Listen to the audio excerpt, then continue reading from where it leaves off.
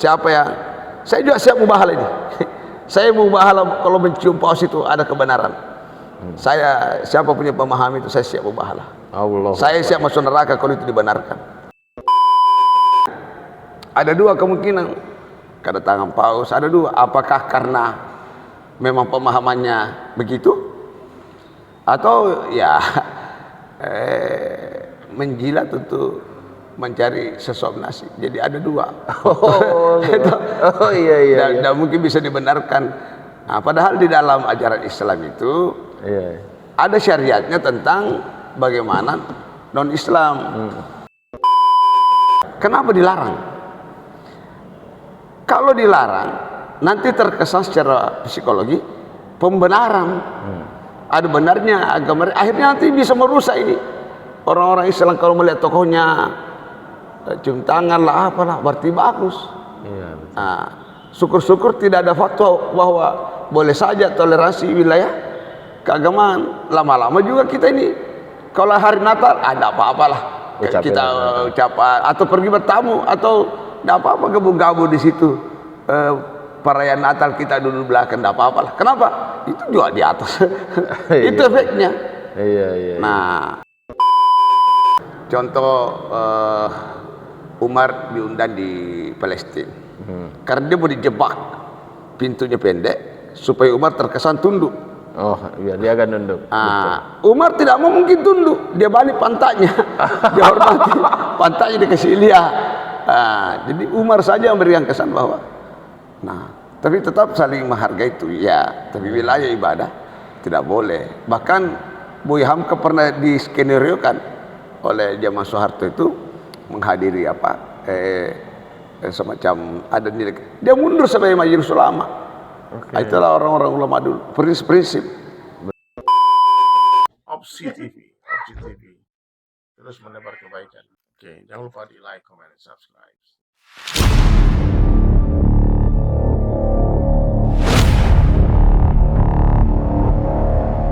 Bismillahirrahmanirrahim. Assalamualaikum warahmatullahi wabarakatuh. Pemirsa Opsi TV, alhamdulillahirabbil alamin.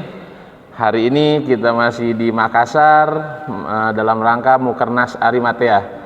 Alhamdulillah di pagi hari ini setelah kuliah subuh kita bisa dapat berbincang-bincang dengan Bapak Kiai Haji Hasan Basri, pemilik pondok pesantren yang kemarin sudah kita liput di Makassar. Assalamualaikum Ustaz. Waalaikumsalam warahmatullahi wabarakatuh. Barakallah. Tadi saya agak ini kita mau langsung ngobrol aja. Boleh Pak ya? Silakan. Jadi tadi kan kita sempat mendengar tentang Bapak nih cukup mendalami tentang kristologi. Ya sedikit-sedikit lah. Sedikit-sedikit ya. Dan menurut Bapak itu kita ini memang sangat harus berdakwah untuk umat di luar umat Islam, betul ya Pak ya? Ya.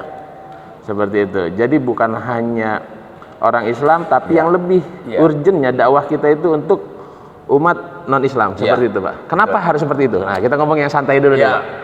Kalau kita melihat perjalanan Rasulullah SAW dalam dakwah awal dalam komunitas orang-orang musyrik, bagaimana dulu mengutamakan dulu tauhid.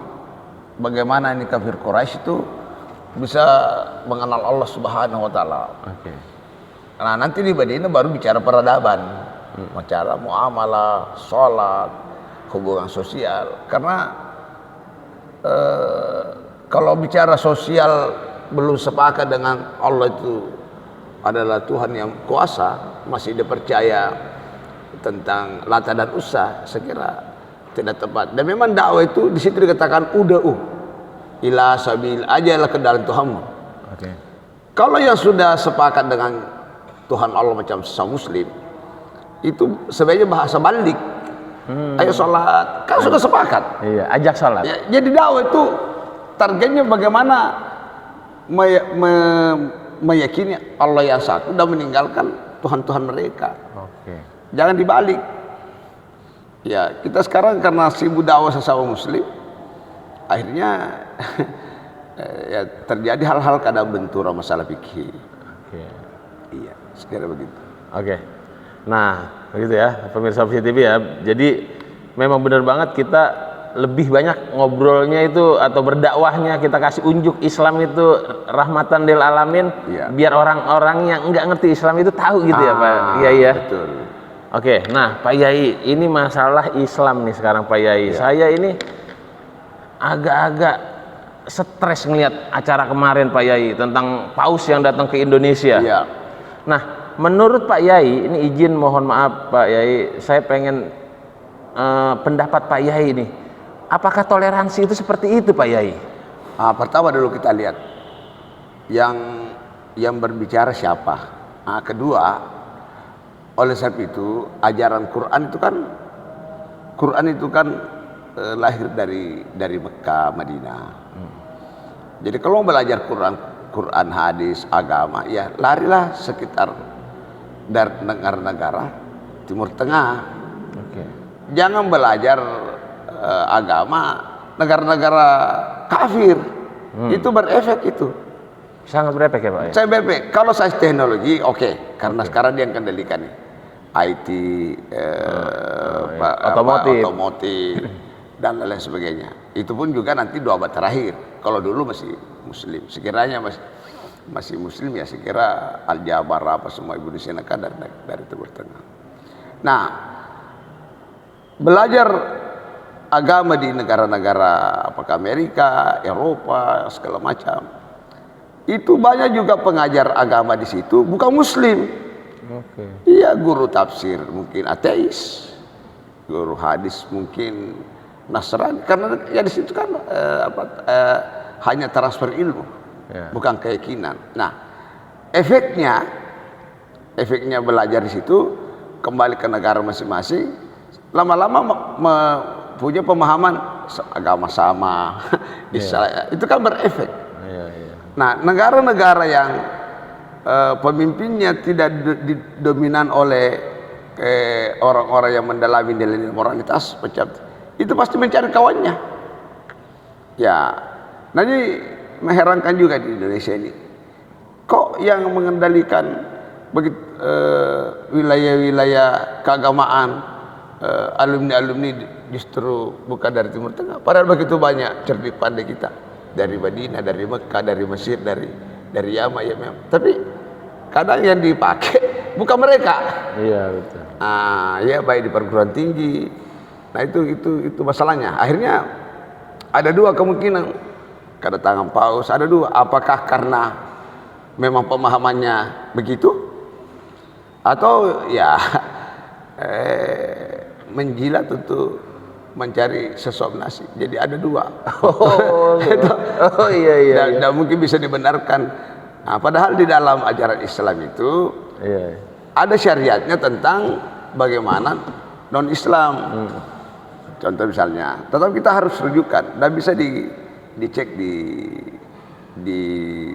tafsir, di hadis, dan saya kira jumhur ulama. Misalnya non-Islam itu tidak ada toleransi di dalam hubungan nilai keagamaan. Oke. Dagang boleh. Karena dagang misalnya saya beli sayur dengan atau mau jual TV boleh. Nah, tidak ada, makanya sekarang lakum dinukum waliya din, ya. Bagimu, bagi kami. Agamamu bagiku. Ya. Kenapa dilarang? Kalau dilarang nanti terkesan secara psikologi pembenaran. Ada benarnya agama, akhirnya nanti bisa merusak ini. Orang-orang Islam kalau melihat tokohnya cium tangan lah apalah, berarti bagus. Iya. Nah, syukur-syukur tidak ada fatwa bahwa boleh saja toleransi wilayah keagamaan. Lama-lama juga kita ini kalau hari Natal ada apa-apalah kita ucapan atau pergi bertamu atau tidak apa-apa gabung-gabung di situ. Perayaan Natal kita duduk belakang, tidak apa-apalah. Kenapa? Itu juga di atas. Itu efeknya.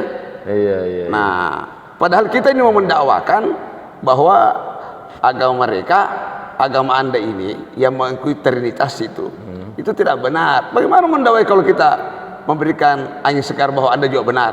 Aduh. Efeknya lagi gembira mereka, itu mah Islam itu. Tokohnya udah kita cium tangan, kita coba. Coba. Itu efeknya itu. Itulah Rasulullah tuh Coba carikan dasar, ada nggak Nabi pernah? Ada nggak sahabat? Kalau ada paling kias-kias yang jauh. Yang saya tahu juga misalnya contoh Umar diundang di Palestina.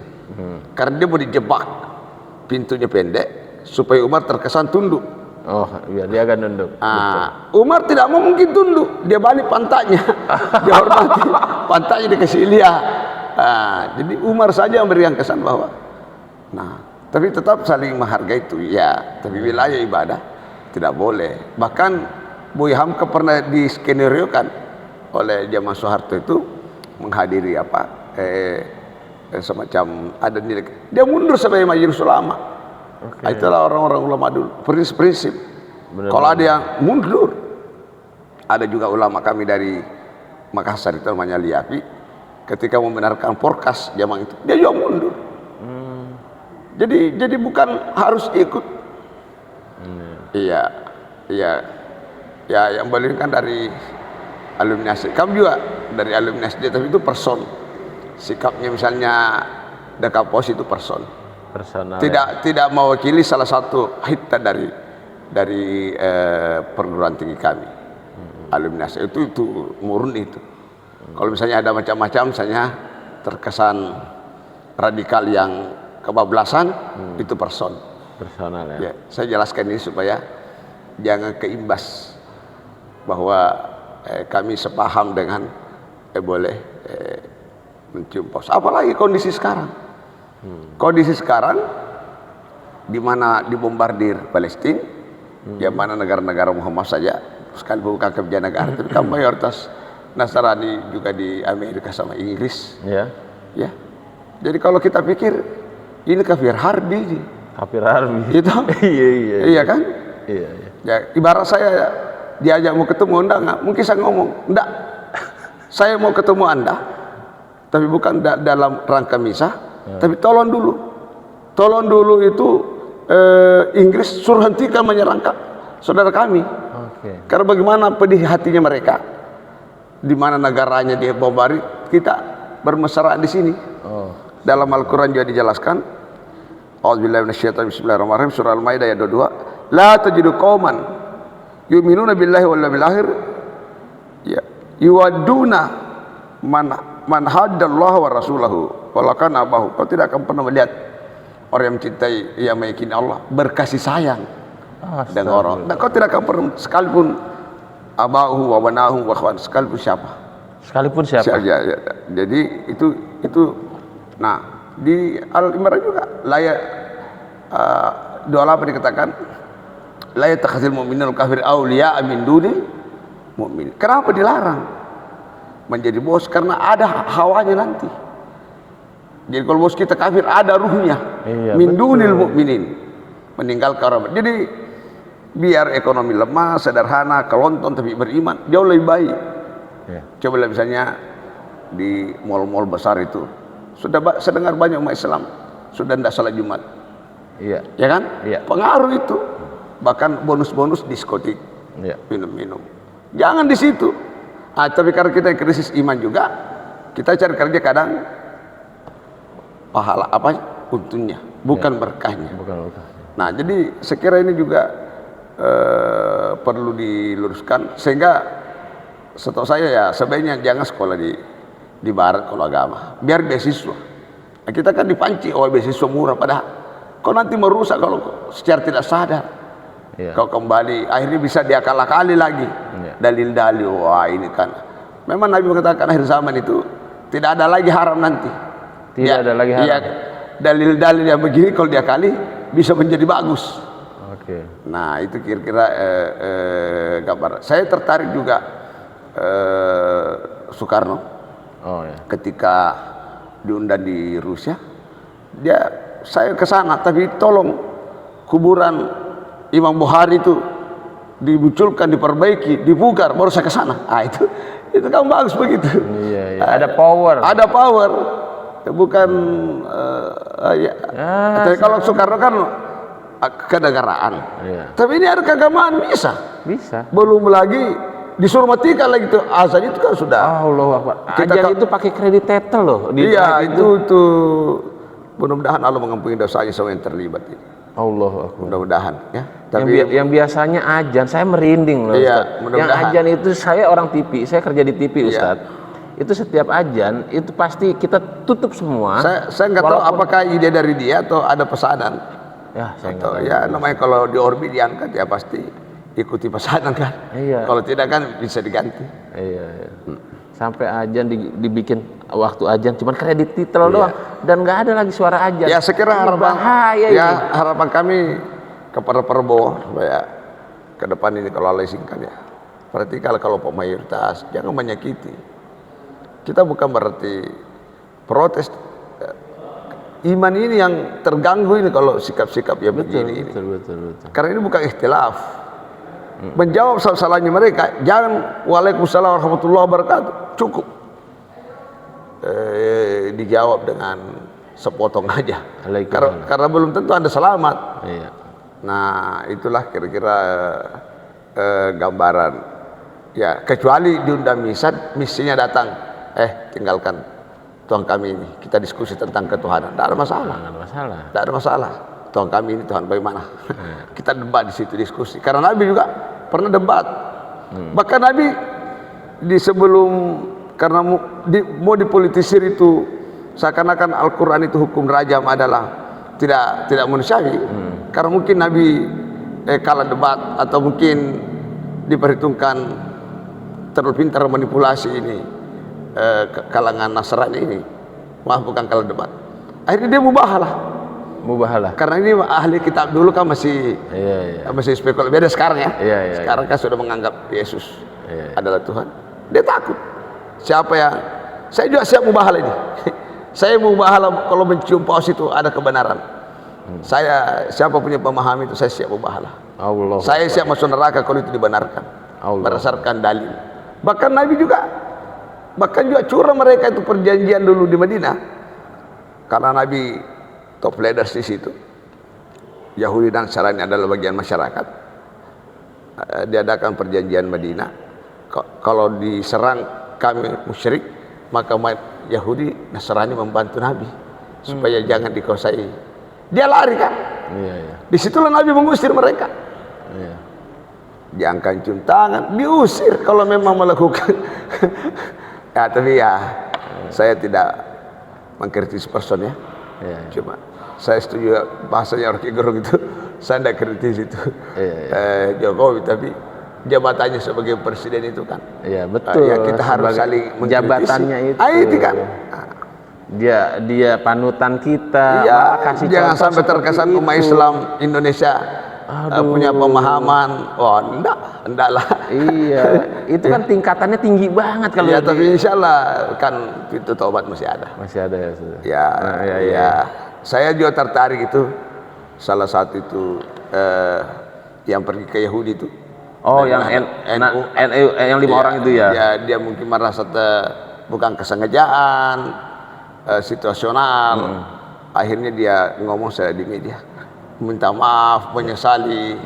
Seakan-akan kalau bisa bunuh diri dia begitu malunya. Saking malunya. Jadi saya hargai orang begini nih. Masih ada punya malu. Masih luar biasa. Nah, seharusnya yang kemarin cium tangan ini harusnya bikin juga dong. Ucapan maaf biar clear nih negara. Allah Maha Pemaaf. Umat Islam juga Indonesia segera bisa memahami namanya kehilapan. Tapi kalau wilayah ini kita tidak ada kompromi. Untuk agama tidak ada kompromi. Tidak ada kompromi. Karena di lakum dinu waliyadin. Maka situ katakan la ikraha fid din juga tidak paksa, tapi tidak boleh karena dia trinitas. Itu kan prinsip itu. Betul. Itu sangat prinsip. Nah tapi saya juga butuh juga masukan-masukan. Siapa tahu mau di debat ini saya punya pendapat saya siap juga. Memberikan argumen-argumen. Insya Allah mudah-mudahan. Bukan karena nafsu, mudah-mudahan karena kecintaan saya mencari kebenaran. Baiklah Pak Yai, ini kayaknya ini asik banget sebenarnya ngobrolnya. Cuman kayaknya cukup di segi dulu Pak Yai. Pak Yai juga masih banyak yang nunggu, ada yang mau podcast juga sama Pak Yai. Terima kasih banyak Pak Yai. Sama-sama. Barakallah. Semoga apa yang dibicarakan hari ini bersama Pak Yai ini bisa menjadi edukasi dan bisa menjadi pembahasan kita menjadi bermanfaat untuk kita, buat khususnya untuk umat Islam dan khususnya juga untuk NKRI. Sebelum ditutup, saya juga ucapkan syukuran, terima kasih teman-teman Arimatia dari Kristolog yang luar biasa keliling Indonesia dalam menjaga kemurtadan. Anda ialah sebagai pion-pion ke depan, kami senang sekali karena ibarat kalau Anda berjalan di situ seakan-akan kami nanti cuma fardu kifayah Anda fardu dia salah berjalan. Sekian dari kami. Assalamualaikum warahmatullahi wabarakatuh. Oke, terima kasih semuanya pemirsa Siti. Assalamualaikum warahmatullahi wabarakatuh. Waalaikumsalam warahmatullahi wabarakatuh. Assalamualaikum. Penikmat channel Opsi TV, kita lagi di Makassar ini, acara Arimatea luar biasa, Masya Allah ya, bersama dengan ketua pusat, ketua wilayah, ketua cabang, dan juga siapa sahabat kita Sinchan. Jangan lupa subscribe, share, like sebanyak mungkin untuk menguatkan syiar agama Islam. Allahu Akbar. Makasih.